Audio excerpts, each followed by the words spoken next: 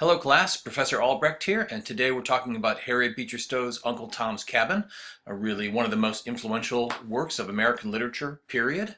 Um, we've been looking at romantic and transcendentalist ideas of selfhood in Emerson and Fuller. As we turn to Stowe, I think we get from Stowe more of a sense of what middle class, mainstream, popular culture ideas about selfhood might have been like in 1852 when Stowe published Uncle Tom's Cabin. And I'm particularly interested in talking with you about race and her representations of race in the novel. And in your discussion questions and in our class discussions, we'll be looking at representations of gender as well. But today we'll start with an emphasis on the representations of race in Stowe's novel. So for a little bit of context, I want you to think about what kinds of issues Stowe had to convince the American public about to make an anti-slavery argument. So first of all, why slavery is immoral. Americans had been justifying slavery for over 250 years when Stowe wrote this novel, and generally they did so by denying that African Americans were fully human. Now we've seen Thomas Jefferson getting all contorted and twisted up into knots over this very type of an issue, right? This means that in abolitionist literature, writers were often trying to use the power of literature to express the humanity of the enslaved, to get readers to feel the humanity of people who were slaves. Secondly, there's a question of how slavery could and would be abolished, and third, what a post-emancipation American society would look like. And even people who were morally opposed to slavery often had a hard time coming up with answers to those last two questions. Again, you can go all the way back to Jefferson, who himself thought slavery was an immoral practice, even though he practiced it himself. So these are the types of things that Stowe is trying to use fiction and the power of fiction to convince and persuade her readers about. So in terms of her representations of race, how are Stowe's African American characters constructed to persuade her readers on these issues? So what aspects of the institution of slavery does Stowe criticize most vehemently? In her depictions of her enslaved characters, what aspects of their humanity does she emphasize? What aspects of their humanity are being violated by slavery?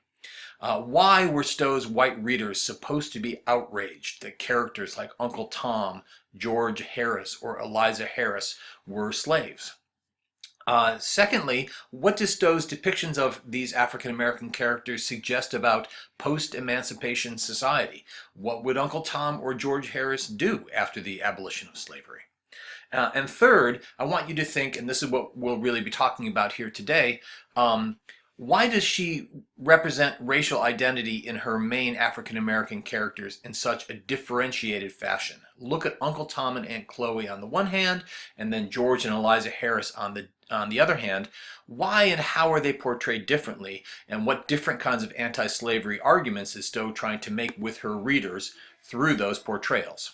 So we'll start with Uncle Tom and Aunt Chloe, and I want to call your attention to some elements of the depiction of Uncle Tom the first time we meet him in the novel. So look at the descriptors that are used for him. First, that Stowe is very careful to emphasize racially that he's got dark skin and African features, right? So he's identified as really black, really African, right? And then look at the qualities that Stowe here is associating with African identity. Kindliness and benevolence, confiding and humble simplicity. Now, yes, there's also steady and grave good sense and self-respecting and dignified, but that confiding and humble simplicity. And in this scene, Tom is learning how to read and write, and he's being taught by young George Shelby, the son of his owners, and Tom is carefully and slowly endeavoring to copy some letters. And Tom can't do it right, so he's trying to write G's, but he does them backwards and he winds up with Q's, right? And he's laboriously doing it. When he gets corrected, look at the way that Uncle Tom talks. La sakes now does it. That's short for land sakes, right? And he looks at his young teacher with a respectful and admiring air. Then Aunt Chloe chimes in. How easy white folks always does things, she says. Now, this representation of their speech is called dialect representation. Supposedly, it's meant to represent in a realistic fashion the way that people with an accent talk, but clearly it's doing more than that. Usually, when it's used in fiction, it's identifying somebody's difference, right? And you put these pieces together, and what are we getting? We're getting a portrayal of Tom and Chloe as happy, content in their slavery, humble, kindly, simple, and not super smart either, right? Tom is having a hard time learning how to read and write. Um, so the most important thing to say here, right, is that this is a racist representation, right? It's showing black slaves, African slaves, as having certain stereotypical racist kinds of characteristics, right? And we can see more of this pattern when we look at the introduction to Aunt Chloe. Here she is talking about when she's first described, she's described as being a cook. She is again described as being dark-skinned, right? A round, black, shining face is hers, so glossy as to suggest the idea that she might have been washed over with the white of eggs. Her whole plump countenance beams with satisfaction and contentment from under her well-starched, checked turban. Well, this is a person who's being portrayed here in a very stereotyped role. If you've ever seen Aunt Jemima syrup, or the advertisements used for Aunt Jemima syrup, especially if you go back to images from the 70s, 60s, 50s, and 40s, or if you've ever seen Gone with the Wind, and the character played by Hattie McDaniel in Gone with the Wind, this is a kind of a mammy stereotype, and again, somebody who's happy in slavery, right? A cook she certainly was, in the very bone and center of her soul. Her sides shake with honest pride and merriment, and the arrival of company at the house and the prospect of making big dinners for them awoke all the energies of her soul. Now, this is a fairly strange type of a representation for an anti-slavery novel, right?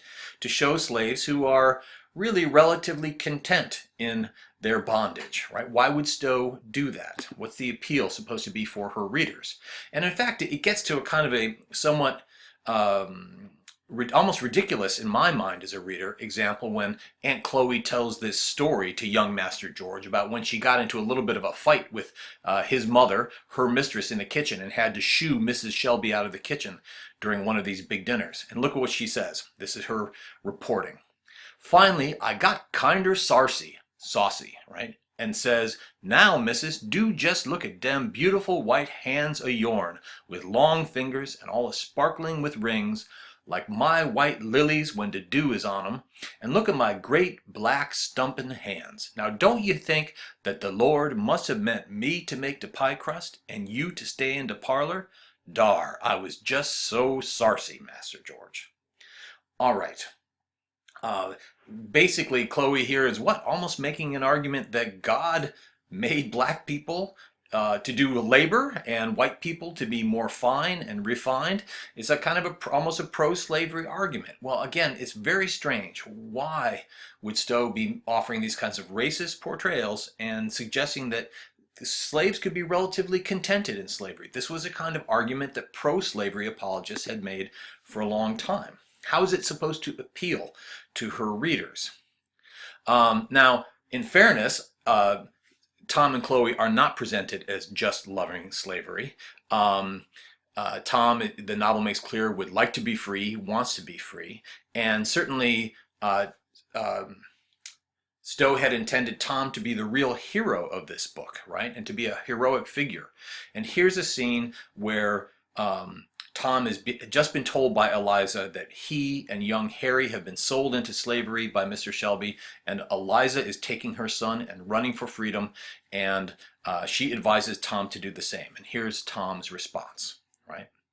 "If I must be sold, or all the people on the place, and everything go to rack, why, let me be sold. I suppose I can bar it as well as any on 'em," he added, while something like a sob and a sigh shook his broad, rough chest convulsively. "Master always found me on the spot, and he always will." Now, this kind of a moment, clearly intended to be heroic by Stowe, But it's problematic, isn't it? I mean, here's Tom saying, I'm going to be loyal to my master even when he sells me away from my family. Master ain't to blame, Chloe, he says. Tom here is being so forgiving, so self-sacrificing, and so loyal to the white power structure that is really disturbing, I think, for 21st century readers to deal with this. And in fact, it's not just 21st century readers who've had a problem with this representation of Tom. The term Uncle Tom came to be known as an insult or be used as an insult within the African American community. So for a black person to call another black person an Uncle Tom was one of the worst insults that you could level at somebody, and it was really saying that you were sucking up to the white power structure. Now, I'm sure poor Harriet Beecher Stowe would have been appalled by that. Tom was supposed to be heroic. So let's try to understand what Stowe was doing with this depiction, why she thought it would appeal to her readers, probably white Northerners, right, in order to make an anti-slavery argument with them. And I'll just call your attention then to also the importance of sentiment in the sentimental novel. So at this crucial moment, what does Tom do? He cries, right? As he looks at his children from whom he's about to be separated, and tears are falling down through his hands. And here's the narrator describes this, and I want you to listen to the narrator here. Sobs, heavy, hoarse, and loud, shook the chair, and great tears fell through his fingers on the floor. Just such tears, sir, as you dropped into the coffin where lay your firstborn son. Such tears, woman, as you shed when you heard the cries of your dying babe. For, sir, he was a man, and you are but another man. And woman, though dressed in silk and jewels, you are but a woman, and in life's great straits and mighty griefs, ye feel but one sorrow. So first of all, I want you to think in our discussions as we go ahead, what is the importance of sentiment in the kind of fiction that Stowe is writing? What kind of an emotional impact is she trying to have on her readers? And is there some kind of a moral theory or an ethical theory in Stowe's vision of reform about why sentiment or emotion are important in terms of defeating slavery? And also notice here, we have a narrator who is directly addressing the readers, talking to the readers directly in the middle of telling the story. That's something that probably you're not used to in most fiction that you've read from the 20th century or now the 21st century. So that direct appeal to the readers, one of the conventions of sentimental fiction that may seem a little odd to us, but what is Stowe trying to do by directly calling out the readers at that moment? Okay, well now by contrast to Tom and Chloe, as you're trying to think about, what is Stowe doing with those depictions, I want to conclude by looking at her depiction of George Harris, who was a slave and the husband of Eliza Harris. So let's look at the description of him. And first of all, she says right away that he is of mixed race. His father was white, and that means that his father had sex with George Harris's mother, who was one of his slaves. She says then that from one of the proudest families in Kentucky, he had inherited a fine set of European features and a high, indomitable spirit, that he has a gracefulness of movement and gentlemanly manners that had always been perfectly natural to him. So while Tom and Chloe, in their Africanness, their dark skin and their African features, are associated with humble simplicity and confiding simplicity and contentment, what do we have? The character who is more white, George Harris, has an indomitable spirit and graceful movement and gentlemanly manners. So again, this is racist, right? In that we have people of different racial identities being associated with different kinds of qualities, right?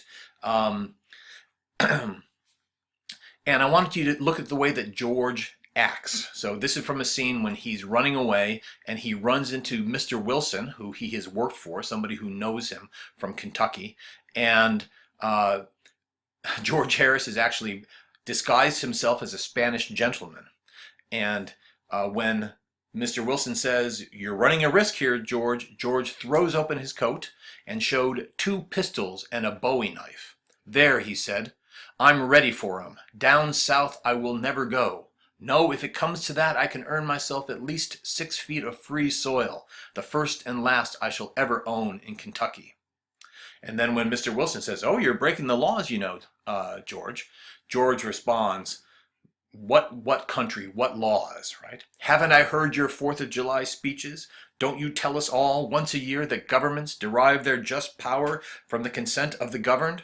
Can't a fellow think that hears such things?" Then he continues, "Do you call these the laws of my country, sir? I haven't any country, any more than I have any father. But I'm going to have one. I don't want anything of your country, except to be let alone, to go peaceably out of it. And when I get to Canada, where the laws will own me and protect me, that shall be my country, and its laws I will obey." Well, first of all, notice how differently George Harris speaks, where Tom and Chloe are represented in that dialect speech, and Tom's literacy is portrayed as difficult for Tom. He's having a hard time learning to read and write. George Harris is ultra articulate. He's basically giving revolutionary rhetoric about the 4th of July. He's giving Lockean liberal rhetoric about the power of the government deriving from the consent of the governed. And he's also willing to use violence to fight. He opens his coat and shows he's got guns and a knife. Now, black Southerners were terrified by the prospect of slave revolts and of violence. You remember Thomas Jefferson saying that he thought after emancipation that blacks and whites couldn't live together peacefully, and an emancipated America, an interracial America, would wind up in a race war, right? So this is a kind of explosive moment that Stowe is dealing with here. Well, how is this portrait of George Harris supposed to appeal to her readers in a different way than the portrait of Uncle Tom did, right? Go back to those questions I was asking. You know, what effect is this portrait of a slave, you know, half black, half white, but a slave, supposed to have on her readers? And notice particularly George saying, after slavery, what is he going to do after he's free? He's going to Canada, and he's not going to stay in the United States. Well, what's that supposed to suggest to her readers, do you think? So I realize this is a very strange and vexing question. Why would somebody who's writing an anti-slavery novel use what are racist representations of slaves? On the one hand, I guess all I can say is racism in the United States is deeply complicated and messed up and confusing, and you run into it all the time in our culture, and you run into it all the time in American literature. And this is a very, you know, fascinating and perplexing example of it. Was she simply reflecting the prevailing prejudices of her day? Yeah, of course. There are some who have argued that Stowe was what they call a romantic racialist, that she subscribed to prevailing theories about race in the middle of the 19th century that said that the different races had different qualities, but that it wasn't a pernicious racism, that she wasn't saying white people are better than black people, but just that they're different. Well, you know, that's fine. That's an interesting historical explanation. I'm more interested really not in, you know, whether Stowe was a racist so much as, you know, what we can learn about the prevailing racial prejudices and ideas of her day, and how she is a novelist and a propagandist, right? Somebody who's writing a political novel, how is she trying to appeal to ideas that are out there in her readership? So again, these questions: why is slavery immoral? So how were her readers supposed to be outraged at Tom and Chloe being slaves versus outraged at George Harris being a slave? And again, what would post-emancipation society look like? What is George Harris going to do or be, or the George Harrises who are out there? You know, what's going to happen to them after emancipation versus what's going to happen to Uncle Tom?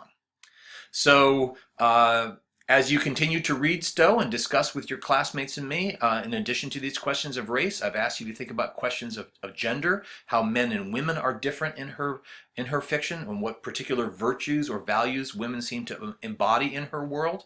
And how is her vision of social reform gendered? What role does the novel suggest that women must play in the abolition of slavery? And lastly, to pay attention to these elements of the sentimental novel that are attempting to play on the emotions of her readers, like the one example that I did just show you with Uncle Tom. So, with that, I wish you happy reading, and I can't wait to hear what you all have to say about this very interesting and fascinating and vexing work from the middle of the 19th century. Thanks.